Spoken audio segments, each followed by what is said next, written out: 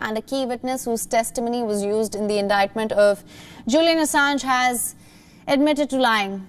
Sigurdur Thordarson, who was recruited by the United States to build a case against Julian Assange, reportedly misled the US investigators claiming that he was a close associate of Julian Assange.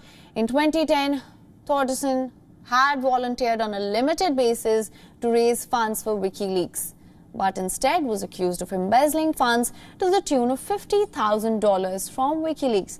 The US Justice Department and the FBI, which is investigating this case, relied on his testimony where he claims that Julian Assange reportedly asked him to hack into and access phone recordings of MPs in Iceland. And the US Justice Department and the FBI then used this testimony to establish a pattern of how Assange had used Chelsea Manning, a whistleblower, in accessing and leaking sensitive documents.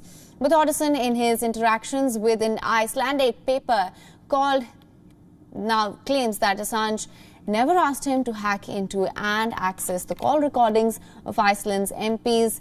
Instead, he now states that the call recordings were given to him by a third party, which he then forwarded without having any idea what the recordings were about. Now, Thordarson reportedly turned a witness and informer, and he was then promised immunity from prosecution by US authorities. The United States now wants to extradite Julian Assange, who is presently held at the Belmarsh prison in Britain. And if convicted in a US court, Assange could be sentenced to 175 years for violating the US Espionage Act. Now, the indictment of Julian Assange has raised fears of the freedom of press in the United States and beyond.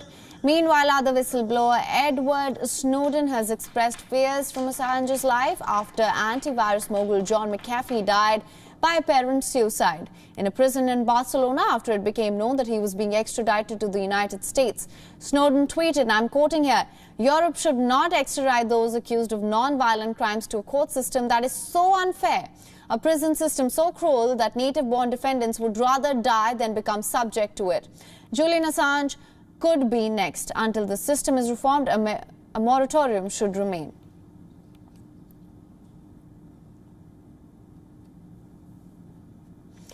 Now, with the cases of Delta Plus variant on a steady rise in India, the government's